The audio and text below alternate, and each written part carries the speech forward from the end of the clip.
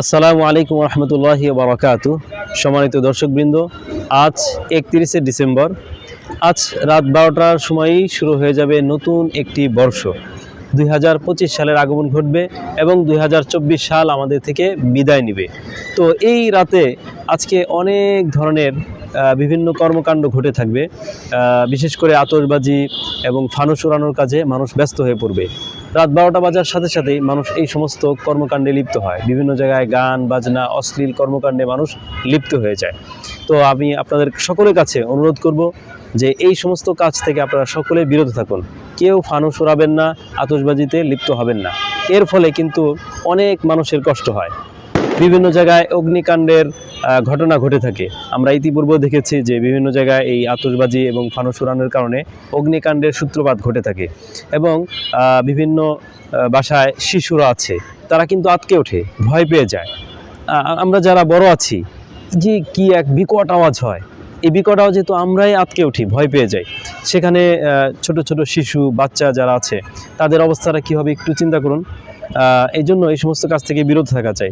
এছাড়া অনেকে অসুস্থ ব্যক্তি আছেন, বাসায় হার্টের রোগী আছেন অনেকে, তাদের এই আওয়াজগুলো তাদের অনেক কষ্টের কারণ হয়, অনেক মানুষ মারাও যায়। এবং আকাশে যে পাখি থাকে, এই পাখিরাও কিন্তু অনেক জায়গায় অনেক পাখি মারা যায়। আপনার বর্ষবরণটা যদি কারো মৃত্যুর কারণ হয়, কোনো প্রাণীর মারা যাওয়ার কারণ হয়, তাহলে সেটা আবার কেমন বর্ষবরণ? এই জন্য এই সমস্ত কর্মকাণ্ড থেকে অবশ্যই বিরত থাকা চাই। দেখুন, আজকে এই রাতে অনেক মানুষ সারা পৃথিবীতে হাজার হাজার কোটি কোটি টাকা নষ্ট করবে শুধুমাত্র নতুন একটি বর্ষ বরণ করার জন্য। অথচ আমাদের দেশে, আমাদের পৃথিবীতে বিভিন্ন জায়গায় মানুষ কত কষ্টে, কত দারিদ্রতার মাঝে বাস করছে। মানুষের অনেকের দুবেলা দুমুঠো ভাত তাদের ব্যবস্থা হচ্ছে না। অনেকের শীতে, অনেক জায়গায় মানুষ শীতে কষ্ট করছে। অনেক অসুস্থ ব্যক্তি চিকিৎসার অভাবে মারা যাচ্ছেন, তাদের কিন্তু আমরা কখনো খোঁজখবর নেই না। অথচ আজকে আমরা কত টাকা ব্যয় করব। যেই মানুষটা 10 টাকা কোনো দরিদ্র ব্যক্তিকে দান করার জন্য, কিংবা কোনো মসজিদ বা আল্লাহর রাস্তায় 10টি টাকা দান করার জন্য সে কিন্তু 3 বার ভাবে যে দান করবে কি না বা কোথায় করবে, অনেক তাহকিক বিশ্লেষণ করে। কিন্তু ওই লোকটাই আজকে সে কোনো ধরনের চিন্তা ভাবনা ছাড়াই হাজার হাজার টাকা সে নষ্ট করবে, বিভিন্ন অশ্লীল ব্যয়াপনার কাজের মধ্যে লিপ্ত হবে। এই জন্য ভাই, এই সমস্ত কাজ থেকে আমাদের সকলকে বিরত থাকা চাই।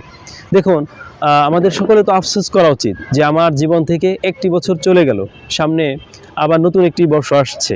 তো বিগত বছরে আমার যা যা করণীয় ছিল সেটাকে আমি করতে পেরেছি, সেই জন্য তো আমাদের আফসোস করা উচিত। এবং আল্লাহ তাআলা আমাদেরকে সৃষ্টি করেছেন, এই সময় তো আল্লাহ আমাদেরকে দান করেছেন। সেই মহান আল্লাহর আমি প্রিয় বান্দা হতে পারলাম কিনা, আমি তার নাফরমানি থেকে বিরত থাকতে পারছি কিনা, এবং আমি আল্লাহ তাআলার সন্তুষ্টি অর্জন করতে পারছি কিনা, রাসূলুল্লাহ সাল্লাল্লাহু আলাইহি সাল্লামের আদর্শে আমি আদর্শবান হতে পারলাম কিনা, রাসূলুল্লাহ সাল্লাল্লাহু আলাইহি সাল্লামের সুন্নাহ আমার মাঝে আমি বাস্তবায়িত করতে পারলাম কিনা, সেটা না আমাদের চিন্তা করা চাই। এবং আমাদের পেছনের গুনাহের জন্য, পেছনের ত্রুটির জন্য, ভুল ভ্রান্তির জন্য আফসোস করা চাই। এবং সামনে যেন না হয় সেজন্য আমাদের দৃঢ় প্রতিজ্ঞাবদ্ধ হওয়া চাই। সেটা না করে আমরা গুনাহের কাজে লিপ্ত হচ্ছি।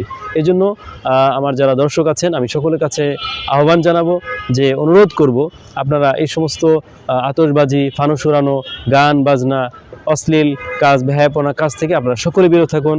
সকলকে ধন্যবাদ। আসসালামু আলাইকুম ওয়া রাহমাতুল্লাহি ওয়া বারাকাতুহু।